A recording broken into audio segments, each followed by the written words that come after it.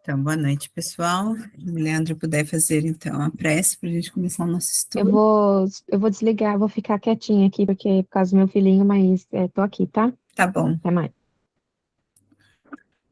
Então vamos fechar os nossos olhos. Ou se não quiser fechar os olhos, levemos os nossos pensamentos ao alto, a Deus nosso Pai, a Cristo nosso Mestre, e aos Espíritos benfeitores que conosco sempre andam, aqui também presentes neste momento de estudo, nessa plataforma digital, reunidos em vários cantos do mundo, e juntos com o propósito de aprendermos mais sobre a vida espiritual, sobre o nosso lar verdadeiro, a qual a todos um dia retornaremos. Agraciados pelos ensinamentos de nosso amigo e irmão André Luiz, através do nosso querido Chico, que tanto ainda hoje nos ensina através dos seus livros e das suas palavras. Que possamos ser agraciados com entendimento de sábias palavras que tanto nos ensinam e tanto nos tocam. E assim, comprometidos com o aprendizado, pedimos então a permissão do mundo espiritual, um dos nossos benfeitores, para que possamos dar início a mais esse estudo. Que assim seja. Graças a Deus, graças a Jesus. Que assim seja. Obrigada, né? Então, na semana passada, vocês começaram o capítulo 11. Eu vou colocar aqui no screen para gente. Oh, sorry.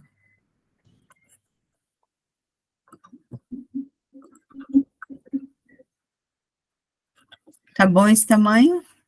Tudo bem aí? Um bocadinho maior, talvez. Eu aumentei aqui no meu. Então, eu acredito que vocês pararam iam começar esse parágrafo aqui de regresso. Eu não sei se alguém se lembra do que leu no começo, se podia fazer uma resumida aí para quem não estava, para quem não fez a lição de casa. Alguém lembra aí? Um pouco da história. A gente pode voltar um pouco, mas para deixar-se à parte, o marido... teve um marido assassinado, a esposa ainda estava bem triste, e em sonho ela conversou com o mentor aí da história, e o mentor, junto com André Luiz, ficou de ajudá-la.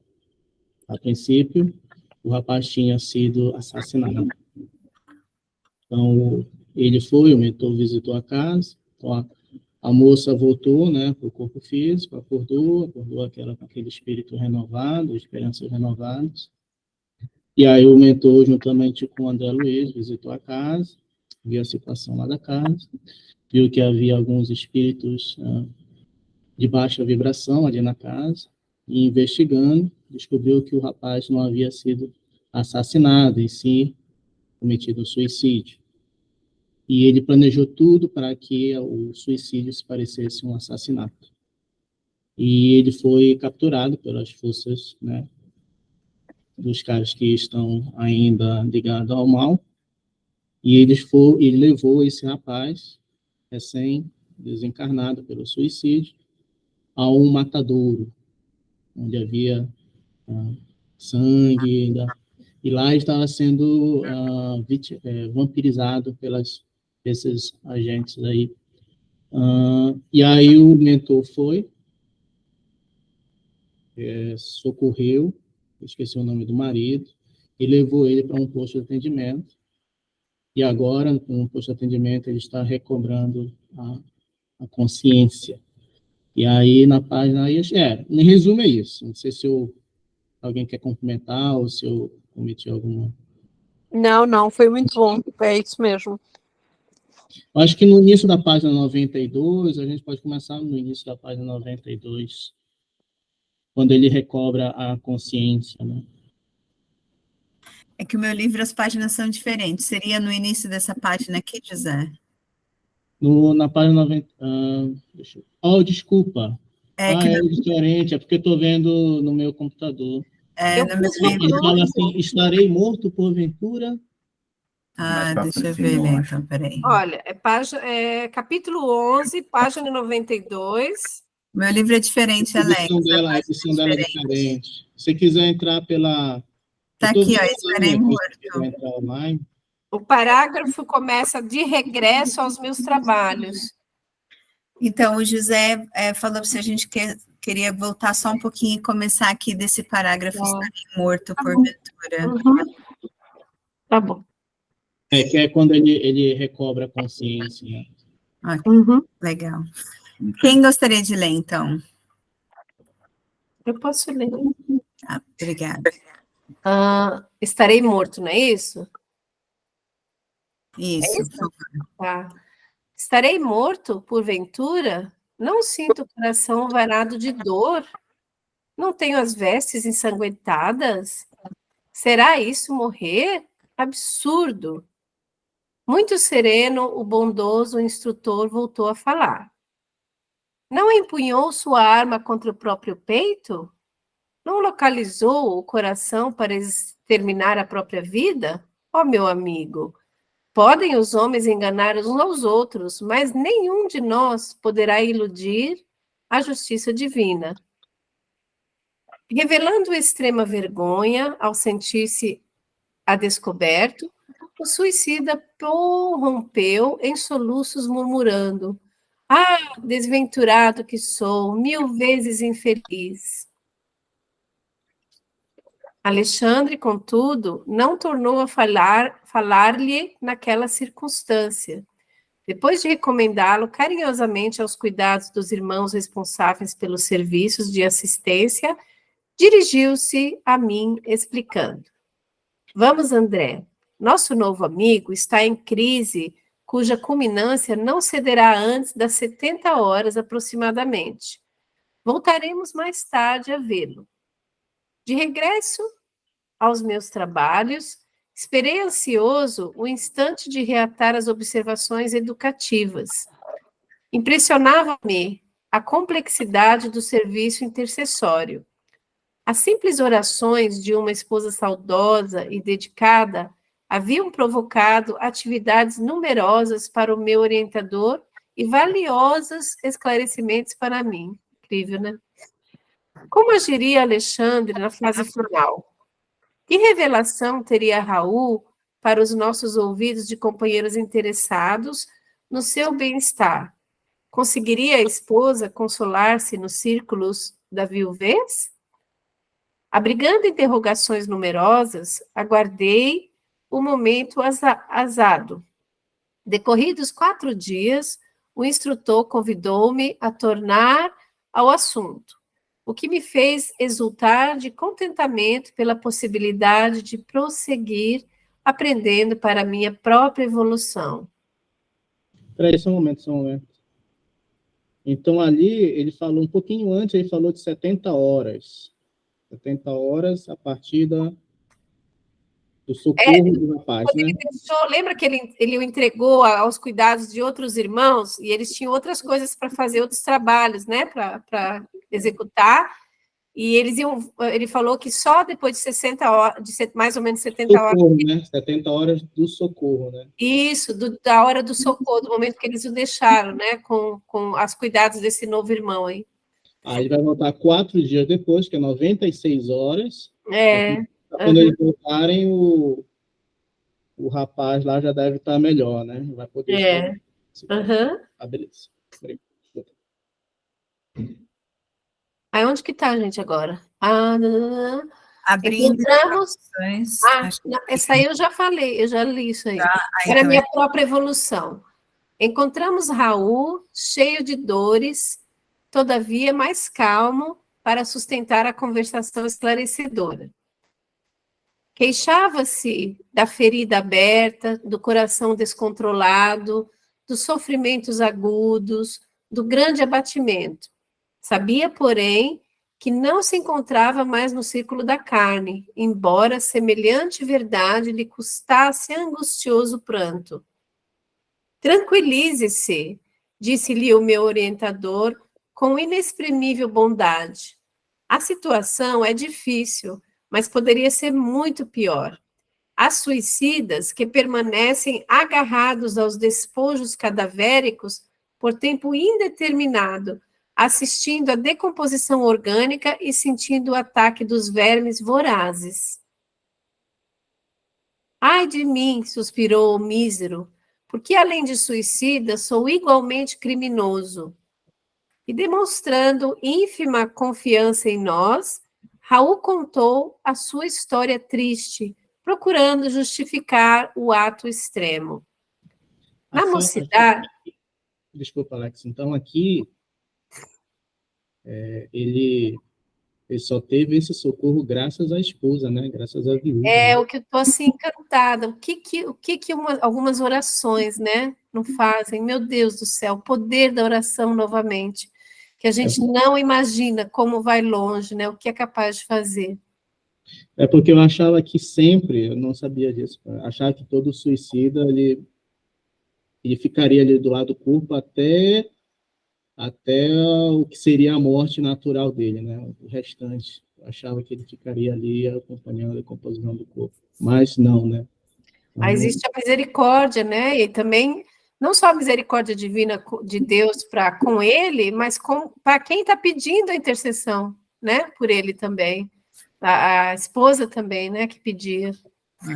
Tem que também haver a abertura dele, né? Porque se a gente recordar André Luiz, por exemplo, ele foi tentado socorrer muitas vezes, mas porque ele não tinha abertura, ele não foi socorrido. Foi só quando ele abriu que ele conseguiu ver lá os espíritos de luz estendendo a mão, né, para socorrê-lo. Então, além da oração da esposa, tem que ter tido alguma abertura dele também. Verdade, bem lembrado. Olha, até agora eu não sei se ele foi, não sei se no resumo o Magalhães falou, mas ele foi encontrado num abatedouro, numa situação terrível, num abatedouro de bois, né? Sim, o José falou, no vampirismo, né? Numa situação deplorável, meu Deus do céu. Eu não sei se nesse caso houve, né, alguma, eu acho que mais foi a intercessão, porque não foi só a esposa que pediu, mas a prima da esposa também, que era bem conhecida do instrutor, no desdobramento do sono, né? Ela foi até ele e também implorou para que ele ajudasse a prima, que estava sofrendo muito.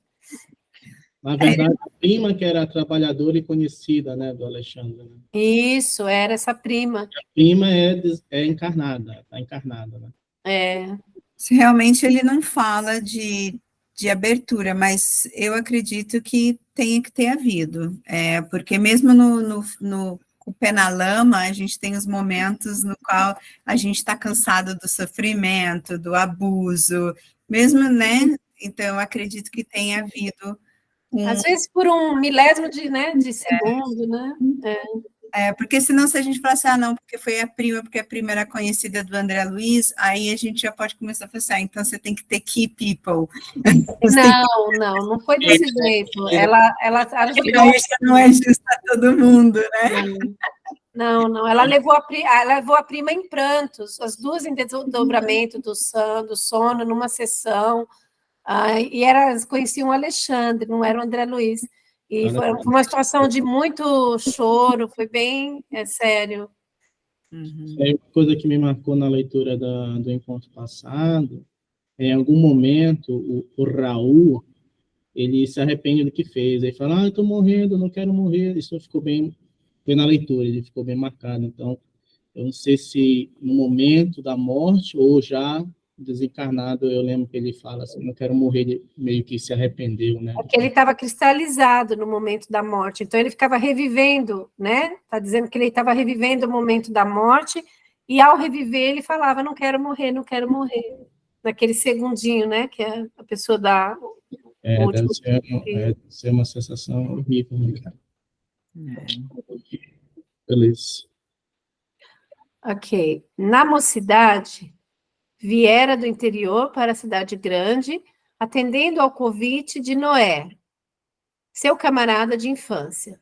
Companheiro devotado e sincero, esse amigo apresentara-o certa vez à noiva querida, com quem esperava tecer no futuro o ninho de ventura doméstica.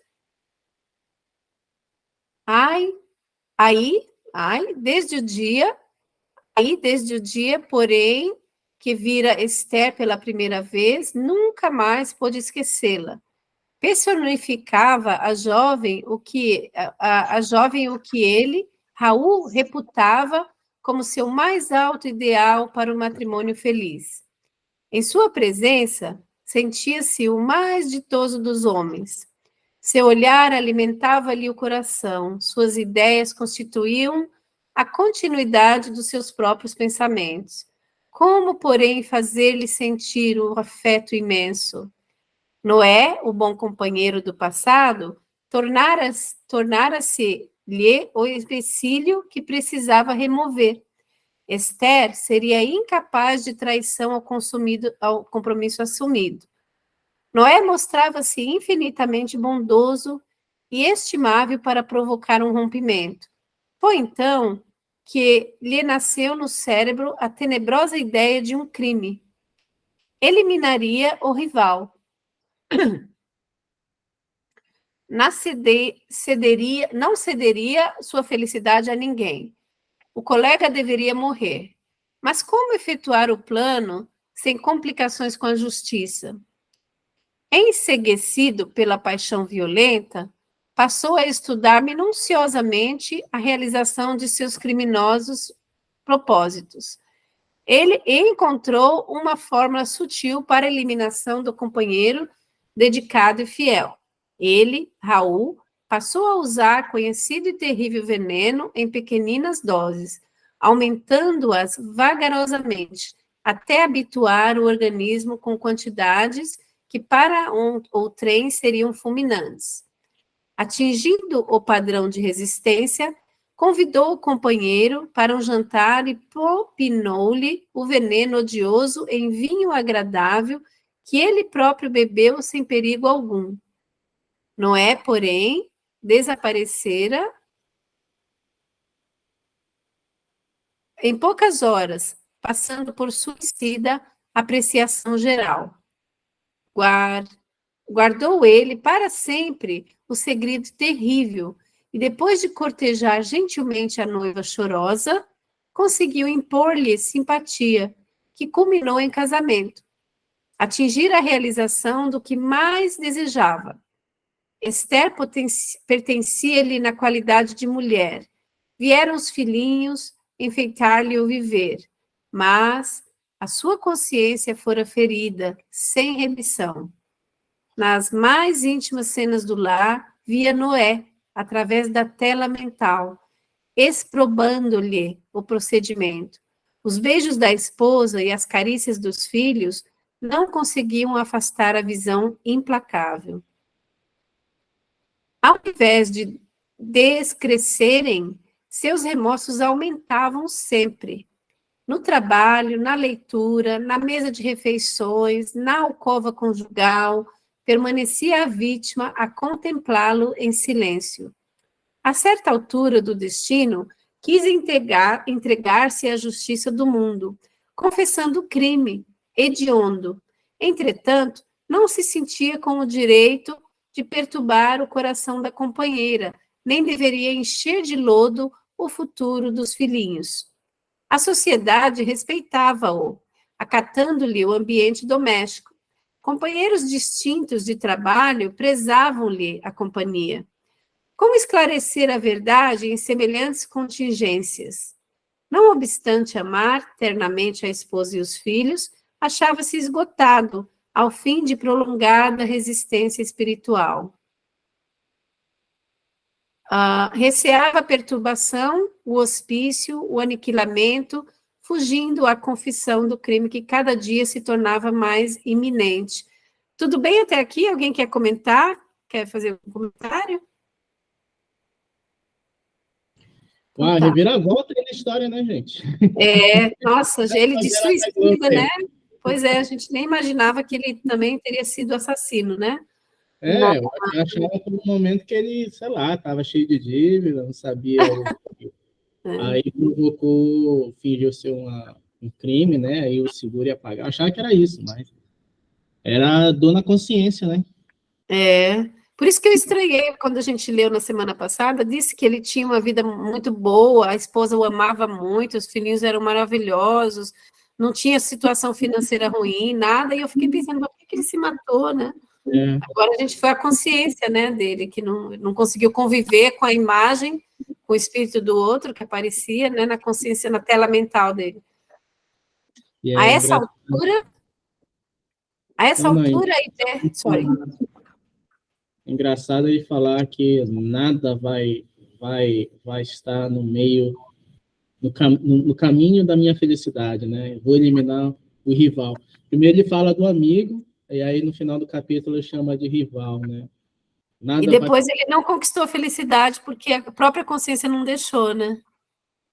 Tá, felicidade. Complicado. Beleza, vamos lá. A essa altura, a ideia do suicídio tornou vulto em seu cérebro atormentado. Não resistiu por mais tempo. Esconderia o último ato do seu drama silencioso, como ocultar a tragédia primeira. Comprou um revólver e esperou. Certo dia, após o trabalho diário, absteve-se do caminho de volta ao lar e empurrou a arma contra o próprio coração, agindo cautelosamente para evitar as marcas digitais. Atingido o alvo, no supremo esforço, desfizera-se do revólver homicida e não teve a atenção voltada senão para o intraduzível padecimento do tórax, estrangulado, dificilmente, como se os seus olhos permanecessem anuviados. Sentiu que algumas pessoas tentavam socorrê-lo, e em seguida, verdadeira multidão de criaturas que ele não pôde ver, arrebatava-o do local de dor. Desde então, um enfraquecimento geral tomara-o por completo. Sentia-se presa de um sono pesado e angustioso, cheio de pesadelos cruéis, e, por fim, somente recuperara a consciência de si mesmo ali, naquele quarto modesto, depois de Alexandre restaurar-lhe as energias em prostração. Terminando a confissão longa e amargurosa, Raul tinha o peito opresso de lágrimas pesadas a lhe lavarem o rosto. Comovidíssimo, não sabia, por minha vez, o que externar. Aquele drama oculto daria para impressionar corações de pedra. Alexandre, contudo, demonstrando a grandeza de suas elevadas experiências, mantinha respeitável serenidade e falou. Nos maiores abismos, Raul, há sempre lugar para a esperança. Não se deixe dominar pela ideia de impossibilidade. Pense na renovação de sua oportunidade. Medite na grandeza de Deus. Transforme o remorso em propósito de regeneração. E após ligeira pausa, enquanto o infeliz se debulhava em pranto, o mentor prosseguiu. Em verdade, seus males de agora não podem desaparecer milagrosamente. Todos faremos a colheita compatível com a semeadura. Mas também nós, que hoje aprendemos alguma coisa, já passamos vezes inúmeras pela lição de recomeçar. Tenha calma e coragem.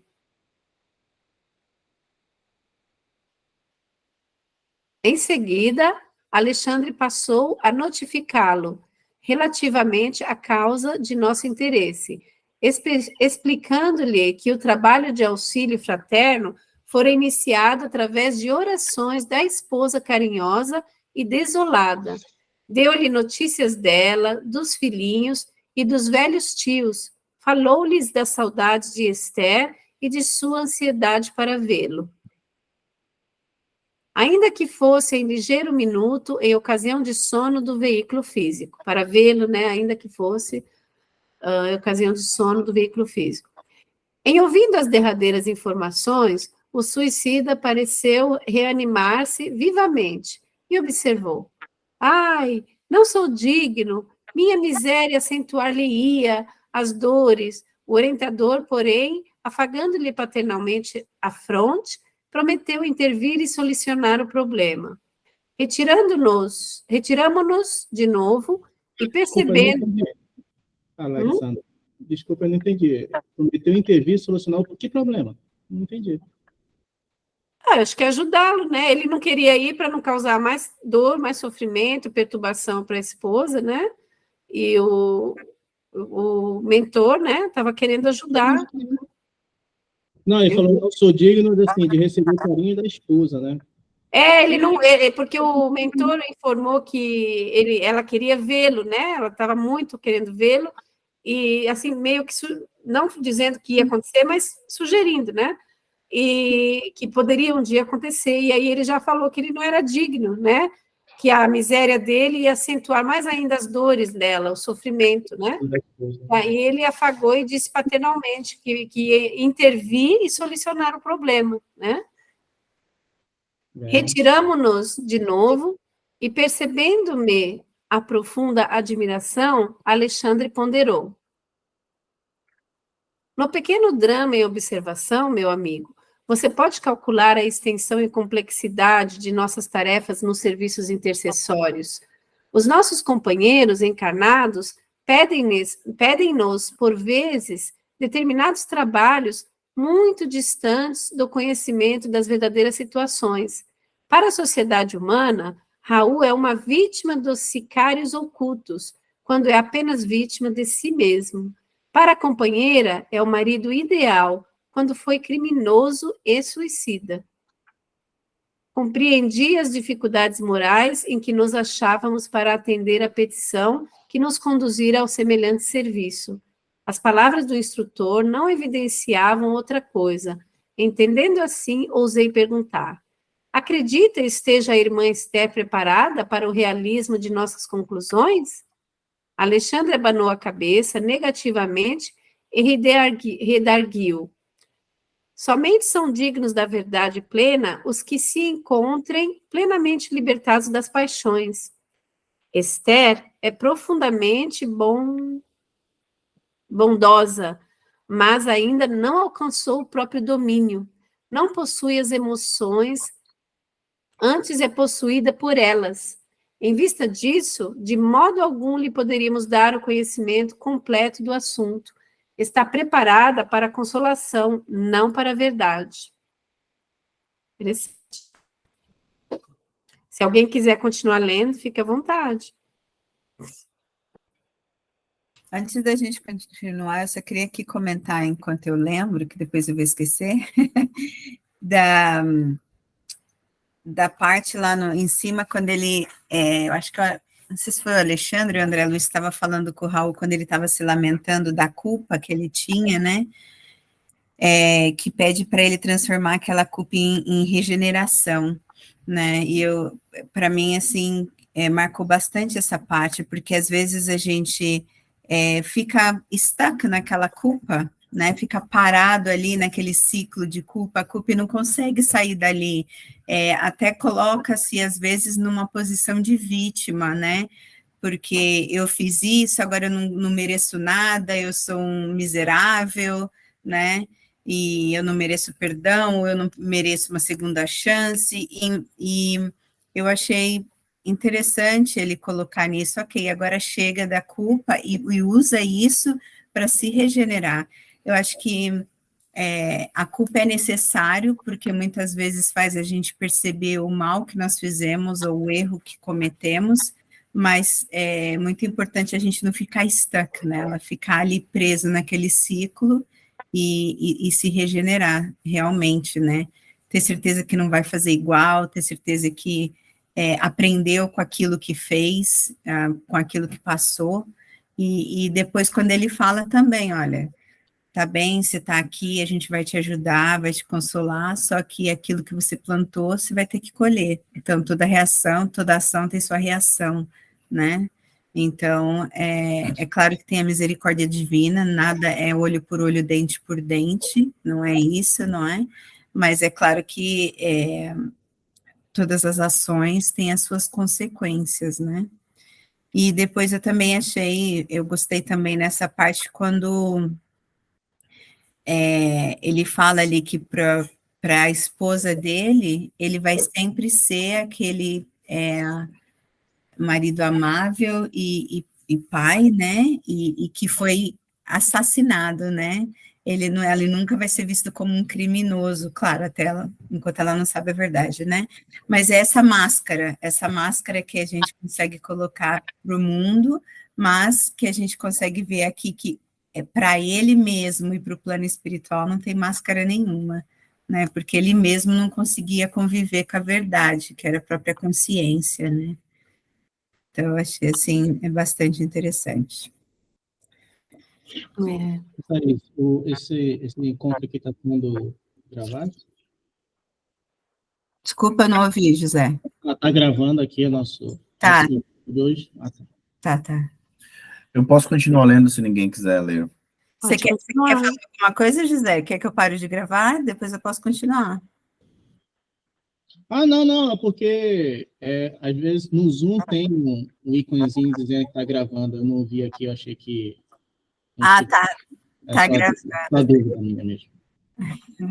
Mas se vocês quiserem a qualquer momento, eu posso dar uma pausa na gravação, se quiserem falar alguma coisa pessoal que não quer que fique, e depois a gente pode continuar gravando, tá bom? Só avisar aí. Onde é que parou? Eu não lembro. Aqui, nessa página. As afirmativas, ok. Eu vou continuar. As afirmativas do instrutor chocaram-me de certo modo. De que maneira omitir os pormenores da tragédia?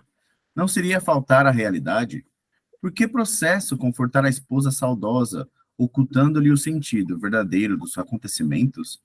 Alexandre, porém, compreendeu-me a indagação e observou. Com que direito perturbaríamos o coração de uma pobre viúva na crosta, a pretexto de sermos verdadeiros?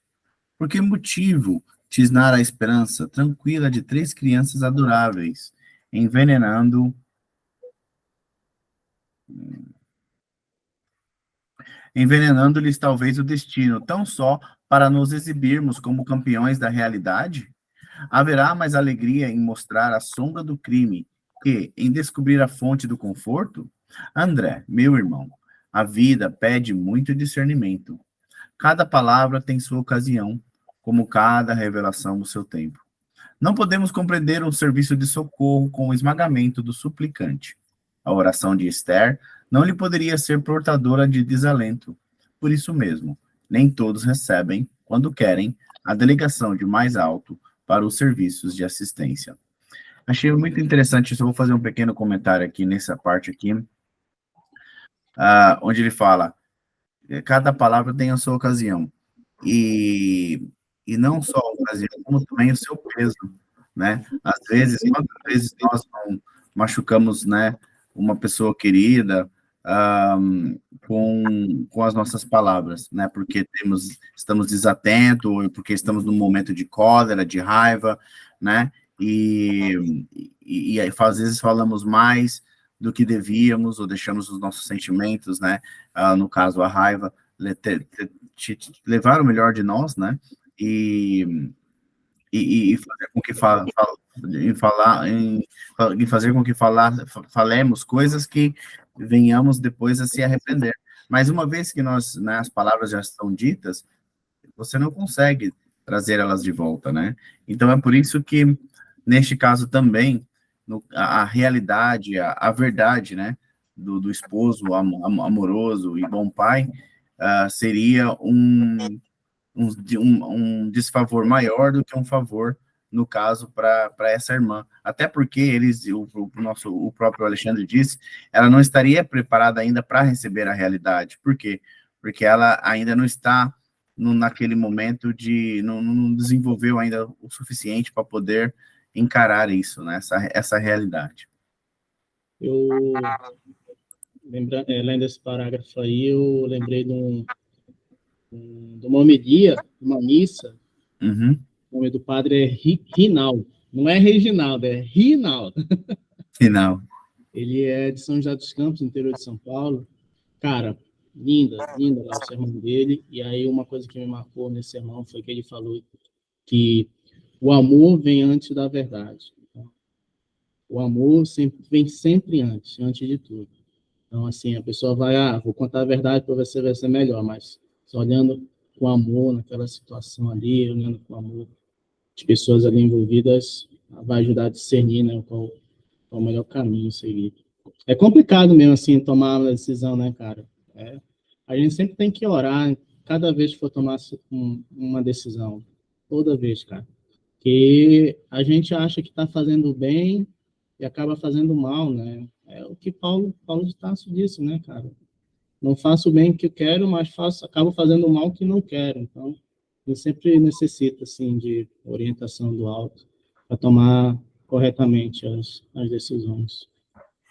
Tem uma frase do Haroldo que eu gosto, que ele fala, que é que as pessoas são muito mais importantes do que as ideias, né? Então, ele sempre, quando ele fala isso, ele cita aquele exemplo do monge que morava no mosteiro junto com São Francisco de Assis, e eles estavam fazendo uma temporada de jejum animal, não comiam nada animal por um tempo, vegetariano, né? E já tinham alguns dias que eles estavam assim, né? Os monges, o São Francisco de Assis também não comendo nada de carne. E um dia o São Francisco encontrou um monge desabando num choro, chorando quietinho, sozinho, muito. E o São Francisco perguntou para o monge, né? Por que está chorando tanto assim, né? Meu irmão, tal. E o monge falou, porque eu estou falhando gravemente, porque eu não estou conseguindo ficar sem comer carne, eu estou sofrendo demais, sentindo muita falta de comer carne, proteína animal, e eu acho que eu não vou conseguir. E aí o São Francisco de Assis, ele mesmo matou o franguinho, cozinhou o frango e comeu junto com o monge, na hora. E em vez de dar conselho para o monge, né, ou dar um sermão, tal, não vai quebrar, vamos até o fim, ele foi solidário, e aí é quando o Haroldo fala que as ideias são importantes, mas nunca mais do que as pessoas. Naquele momento foi mais importante ele se solidarizar com a fraqueza do monge do que ser rígido, julgar e falar que tinha que continuar sem comer a proteína animal. E eu acho que é esse o caso. Você, às vezes, tem que ponderar, como o Leandro e o Magalhães falou, que você tem que ponderar se aquela pessoa está preparada, né, para receber aquele choque, se aquilo não vai causar mais dor e sofrimento para a pessoa, né, do que o que ela já está passando, que a Esther estava sofrendo, né, bastante.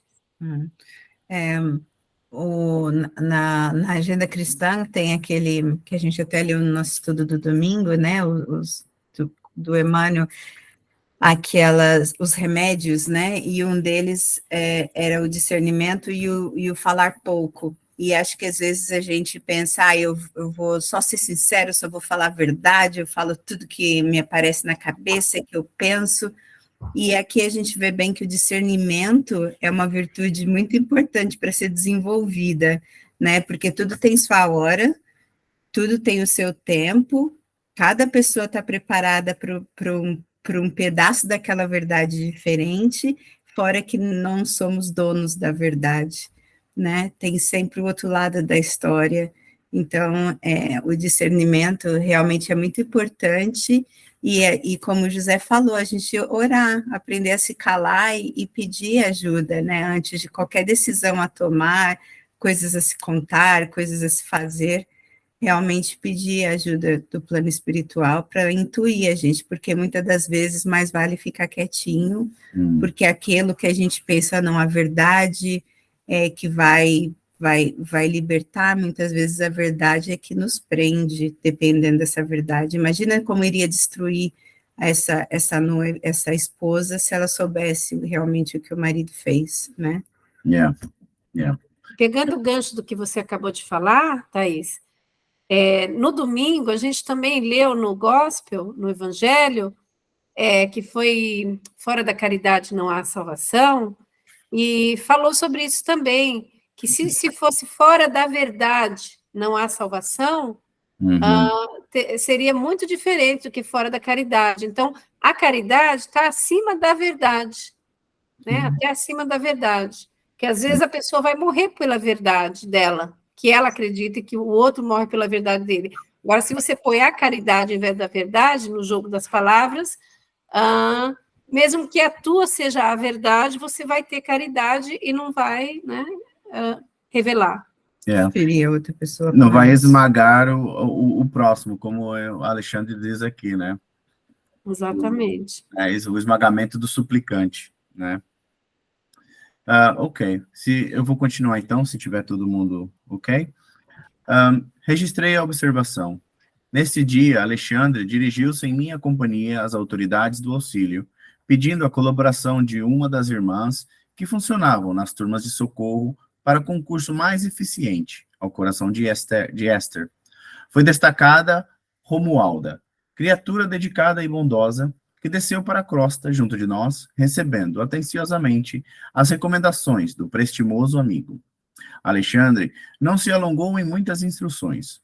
Romualda deveria preparar a viúva espiritualmente para visitar, na noite próxima, o esposo desencarnado, e, em seguida, demorar-se junto dela 2 semanas, colaborando no reerguimento de suas energias psíquicas e cooperando para que se lhe reorganizasse a vida econômica, através de colocação honesta e digna. Era de ver-se o carinho que o delicado instrutor dedicou-se a todas as providências em curso. Quase no momento aprazado para o reencontro dos cônjuges, comparecemos ao Hospital Volante de Socorro Espiritual, onde o instrutor cuidou pessoalmente de todas as medidas. Recomendou a Raul o melhor ânimo, insistindo para que não pronunciasse a menor expressão de queixa e para que se abstivesse de qualquer gesto que pudesse traduzir impaciência ou aflição. Em seguida, mandou velar a chaga aberta e sanguinolenta, muito visível na região dilacerada do organismo perispiritual, para que a esposa não recebesse qualquer impressão de sofrimento. O próprio Raul, admirado pela lição de boas maneiras, atendia, satisfeito e reanimado a todas as instruções. Daí a minutos, Romualdo entrou em companhia de Esther, cujo olhar deixava entrever angústia e expectação. Alexandre tomou-a pelo braço e mostrou-lhe o companheiro estendido no leito alvo. Raul, Raul! Gritou a viúva desolada, provisoriamente libertada do corpo carnal, dilacerando-me o coração pelo doloroso tom de voz. A comoção dela era extrema. Quis prosseguir e não pôde. Dobraram-se-lhe os joelhos, encontrou-se genuflexa, junto ao leito do esposo, soluçando. Reparei que os olhos dele permaneciam marejados de pranto que não chegava a cair. Alexandre fixava-o com firmeza, dando-lhe a entender a necessidade de coragem para o angustioso testemunho. Como a criança interessada em conhecer as recomendações paternas, o suicida acompanhava os menores gestos do nosso generoso orientador. E porque Alexandre lhe fizera ligeiro sinal, Raul tomou a destra da companheira em lágrimas e falou: Não chores mais, Esther. Tem confiança em Deus. Vela pelos nossos filhinhos e ajuda-me com a tua fé. Vou indo muito bem. Não há razão para que nos lamentemos. Querida, a morte não é o fim. Aceita a vontade do Pai, como estou procurando aceitar. Nossa separação é temporária. Nunca te esquecerei. Estarás em meu coração onde eu estiver. Também estou saudoso de tua companhia, de tua dedicação. Mas o Altíssimo nos ensinará a transformar saudades em esperanças. As palavras do suicida, bem como a doce inflexão de sua voz, surpreendiam-me as observações. Raul demonstrava um potencial de delicadeza e finura psicológica que até aí não revelara a meus olhos. Foi então que, aguçando a percepção visual, notei que fios tenuíssimos de luz ligavam a fronte de Alexandre ao cérebro dele e compreendi que o instrutor lhe ministrava vigoroso influxo magnético, amparando-lhe na difícil situação. Ouvindo-lhe as expressões consoladoras, a viúva pareceu reanimar-se, exclamando lacrimosa: Oh, Raul, Eu sei que agora estamos separados pelo abismo da sepultura. Sei que devo esperar a decisão suprema para unir-me contigo para sempre. Ouve, auxilia-me na terra, na viuvez inesperada e dolorosa. Levanta-te e vem para nossa casa, dar-me esperança ao espírito abatido. Defende-nos ainda contra os maus. Não me deixes sozinha com os nossos filhinhos que tanto precisam de ti. Pede a Deus essa graça e vem ajudar-nos até o fim. Embora continuasse estirado no leito, o interpelado afagou-lhe carinhosamente os cabelos e respondeu: Tem coragem e fé. Lembra-te, Esther, de que existem padecimentos maiores que os nossos, e conforma-te. Vou fortalecer-me e trabalharei ainda por nós. Assim como me esperas a assistência, esperar-te-ei a confiança. O Senhor não nos confia problemas dos quais não sejamos dignos. Volta para nossa casa e alegra-te. Não tenhas medo da necessidade. Nunca nos faltará a bênção do pão. Procura a alegria do trabalho honesto e semeia o bem através de todas as oportunidades que o mundo te ofereça. A prática do bem dá saúde ao corpo e alegria ao espírito, e Deus, que é bom e justo, abençoará nossos filhinhos para que eles sejam felizes ao teu lado. Não te demores mais. Volta confiante. Guarda a certeza de que eu estou vivo e de que a morte do corpo é somente a necessária transformação. Compreendendo que a oportunidade do reencontro estava a esgotar-se, revelou à ansiosa esposa a extrema curiosidade e aflição, fitando o companheiro através das lágrimas, e perguntou: Raul, antes que me vá, dize-me francamente, que aconteceu? Quem te roubou a vida? Notei que o interpelado mostrou no olhar terrível angústia ante a indagação inesperada. Quis talvez confessar a verdade, fazer luz em torno de suas experiências extintas, mas o socorro magnético de Alexandre não se fez esperar. Jato de imensa luminosidade partiu da mão do orientador, que a essa altura da conversação mantinha sobre a fronte do suicida a destra protetora. Transformou-se-lhe a expressão fisionômica, restabelecendo-se-lhe a serenidade e a coragem. Novamente calmo, Raul falou à companheira: Esther, os processos da justiça divina não se encontram ao dispor de nossa apreciação. Guarda contigo a certeza de que estamos sendo instruídos todos os dias em todos os acontecimentos. Aprende a procurar, antes de tudo, a vontade de Deus. A pobre viúva desejou prolongar a palestra. A palestra adivinhava-se-lhe, através dos olhos aflitos, o intenso propósito de continuar bebendo as sublimes consolações do momento. Mas Alexandre tomou-lhe o braço e recomendou-lhe a necessidade de despedir-se. A esposa chorosa não relutou. Concentrando toda a sua capacidade efetiva nas palavras, disse adeus ao suicida e beijou-lhe as mãos com infinito carinho. Algo distante da organização hospitalar de emergência, confiou-a o instrutor aos cuidados de Romualda e regressou em minha companhia. Não conseguia ocultar minha enorme admiração por semelhante serviço de assistência. Alexandre percebeu meu estado d'alma e falou comovidamente. Segundo observa, o trabalho de socorro pede muito esforço e devotamento fraterno. Não podemos esquecer que Raul e Esther são dois enfermos espirituais, e nessa condição requer muita compreensão de nossa parte. Felizmente, a viúva regressa cheio de novo ânimo, e o nosso amigo, sentindo a extensão dos cuidados de que está sendo objeto, e notando por si mesmo quando pode auxiliar a companheira encarnada, dar-se a pressa em criar novas expressões de estímulo e energia no próprio coração. Impressionado, contudo, em vista do dilaceramento à vida em seu organismo espiritual, indaguei. E a região ferida? Raul experimentará semelhantes padecimentos até quando? Talvez por muitos anos, respondeu o instrutor em tom grave. Isso, porém, não o impedirá de trabalhar intensamente no campo da consciência, esforçando-se pela reaproximação da bendita oportunidade regeneradora. Outros problemas afloravam-me a ideia. No entanto, o instrutor precisava ausentar-se, em demanda de incumbências difíceis, nas quais não poderia eu acompanhá-lo. Pedi-lhe permissão para seguir de perto o trabalho de assistência levado a efeito por Romualda, recebendo-lhe a generosa aprovação. Desejava saber até que ponto se confortara a viúva aflita e observar-lhe o proveito daquele reencontro que traduzia elevada concessão.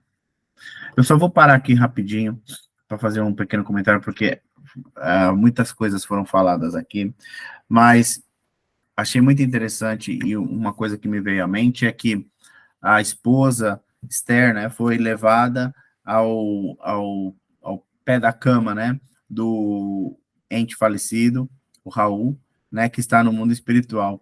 E isso me remeteu à lembrança às nossas reuniões mediúnicas, né, onde os espíritos são trazidos para o mundo, né, nosso, né, carnal, vou dizer material, mas vamos dizer carnal, né, para serem socorridos. E nesse caso foi o contrário, né, foi a esposa que foi levada lá para ser o socorro dela, né, porque na verdade ali, pronto, não é só o socorro dela, é o socorro dela também, e ao mesmo tempo um socorro para o próprio Raul, né, mas achei muito interessante que ela foi levada lá, né, para receber o auxílio lá, e não o Raul trazido, por exemplo, a uma reunião mediúnica, né, onde ele pudesse falar com a esposa, né, por exemplo, ou mandar uma mensagem psicografada, por exemplo. Então, achei isso muito interessante, como a espiritualidade é sábia no agir, né, muitas das vezes, e se a gente for pensar, tudo isso, desencadeamento de tudo isso aconteceu, começou com uma simples, e eu digo simples entre aspas, né, oração, né? Claro que eu tenho certeza que a esposa do Raul não orou só apenas uma vez, ela deve ter orado várias vezes, né? Intercedido pelo esposo várias vezes, né? Mas tudo isso, todos esses acontecimentos só se desencadearam depois que ela, né, da persistência da oração e da intercessão dela pelo marido. Então, mais uma vez, nos mostra, né, como a providência divina trabalha em nosso favor, né, em nosso favor. Então, achei muito, muito bonito isso, né, essa história e como tem se desenrolado.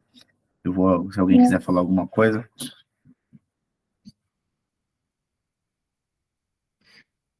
Eu acho que já não dá para continuar, que a gente só tem mais 8 minutos. Deixa eu só ver o quanto falta. Ainda faltam umas boas páginas. A gente continua na semana que vem na página desse página livro 147. aqui, 147, mas no parágrafo começa no dia seguinte. Alguém quer fazer? Eu acho que eu gostaria, obrigada.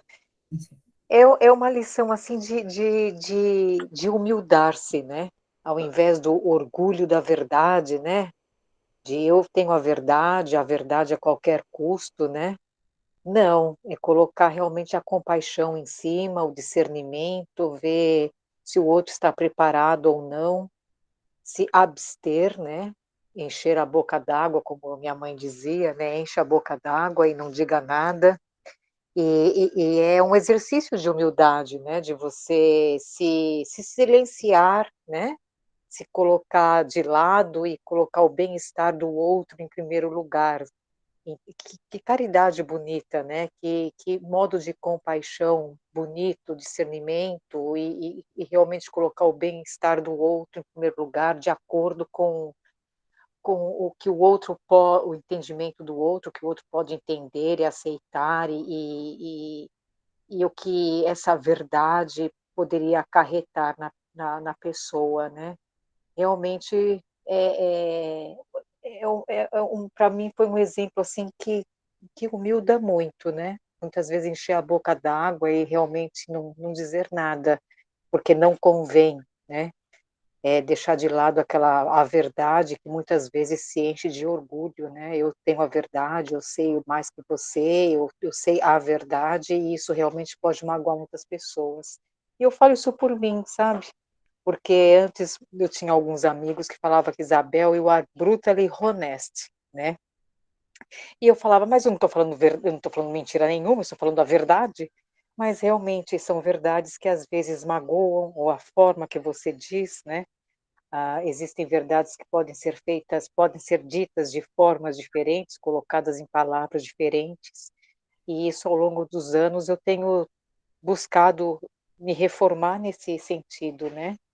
De buscar realmente, se é para dizer uma verdade, buscar as palavras gentis e amáveis e a maneira mais adequada, e quando não é adequado, a humildade de simplesmente me calar, né? Então, para mim, me trouxe à luz essa experiência minha pessoal. O que me impressionou também foi a movimentação enorme dos benfeitores, de toda a espiritualidade, só para consolar um pouco a dor dela, né? De fazer com que ele não ocultasse a verdade, que ela não deixasse, como que a fisionomia dele fosse mascarada, né? Para ela não notar o sofrimento no peito dele. O instrutor com a mão na fronte para que ele não falasse nada que fosse toda essa movimentação, esse trabalho para consolar uma irmã que estava sofrendo muito, né? Então, assim, o amor, a misericórdia demonstrados a compaixão, né, a caridade nessas atitudes são incríveis, porque não foi fácil, assim, ela foi lá chorando, né, com a prima, e na hora o instrutor não sabia o que tinha acontecido, não conseguiu acessar, né, só depois, foi assim, uma movimentação enorme em torno disso, para consolar um coração sofrido, né, que estava sofrendo. Uhum. Pegando nisso que a Isabel falou, e só falar uma experiência pessoal, eu acho que o aprendizado da nossa da bondade, né, e do discernimento em relação às palavras, acho que é um aprendizado constante. E para mim, com certeza, vai ser um aprendizado que eu vou ter que carregar até o final da vida, porque muitas das vezes a gente acaba magoando as pessoas com as palavras, porque achamos que estamos falando a verdade, né, absoluta, irrevogável, mas nem sempre, né, essa é a maneira mais, mesmo, e às vezes mesmo que essa verdade, seja o que é certo, nem sempre falar vai fazer um favor ao nosso, né, irmão ou irmã, e pode muitas das vezes mais machucar do que fazer o bem. E para falar a minha experiência pessoal, só para dar um exemplo desse caso, no meu caso, eu vim de uma família de uma religião que é completamente diferente do espiritismo e que não aceita o espiritismo como sendo uma coisa boa, né, de maneira alguma, então, eu, por exemplo, aos meus pais, eu nunca disse que, né, que virei, não que virei, que eu aceitei o espiritismo, né, porque eu não vou dizer que eu virei espírita, eu ainda me considero uma pessoa cristã, né, hoje em dia, um espírita cristão, e a minha entendimento, né, dos ensinamentos cristãos, hoje em dia, ele simplesmente aumentou, ele não mudou, ele simplesmente ampliou, né, então, antes eu via as coisas assim, hoje eu vejo, né, vamos dizer assim, mais 180 graus, né, de visão, então, para mim foi libertador isso, né, infelizmente, nem todas as pessoas estão preparadas até para ver essa mudança como uma positiva, e eu sei que os meus pais, infelizmente, ainda não estão nessa condição, então eu prefiro abster de dizer isso, né, esconder isso deles, mas não porque eu tenho vergonha, não porque eu estou, né, de alguma forma indeciso na minha decisão, mas para não magoar eles, porque eu sei que para eles ia ser muito difícil, ia ser uma decepção que eu não gostaria de causar a eles. Então, acho que a cada dia, né, a gente vai aprendendo com essas situações e aplicando elas na nossa vida de maneiras diferentes, né? Bom, gente, tá ótimo essa conversa, esse capítulo, mas a gente chegou no fim hoje, às 9 horas, né, para a gente encerrar. E na semana que vem tem mais cenas desses capítulos. E gostaria de convidar alguém para fazer a prece final para a gente. Quem gostaria aí de se voluntariar? Algum voluntário? Tá bom, posso fazer a prece então, para a gente encerrar esse estudo maravilhoso que foi hoje, né? Então vamos fechando os nossos olhos, elevando os nossos pensamentos ao Pai, e agradecendo pela imensa oportunidade de estarmos aqui reunidos, estudando juntos, refletindo, trocando ideias, experiências próprias, e de uma maneira respeitosa a todos aqui presentes e a todos que vão estar nos ouvindo, que possamos juntos usar esses ensinamentos, a experiência de cada um, para caminharmos no progresso, que possamos todos os dias exercitarmos essa humildade que foi falado, olhando o bem-estar do nosso próximo, colocando numa prioridade sempre menor o nosso bem-estar. E assim trabalhando para diminuir o nosso egoísmo, o nosso orgulho, olhando cada vez mais aquele ao nosso lado, agradecendo aos espíritos, amigos, irmãos, que estiveram aqui conosco, presentes também, aprendendo, estudando, nos intuindo, agradecendo ao nosso querido Chico e André Luiz, por nos darmos essa oportunidade, através deste livro e de toda a série, de aprendermos um pouco mais sobre a nossa casa, sobre o plano espiritual, para onde todos nós um dia voltaremos.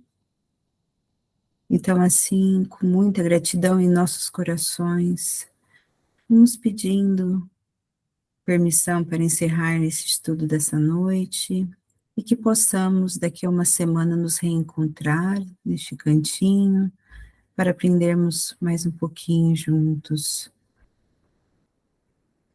Que assim seja, Senhor. Muito obrigada. Amém.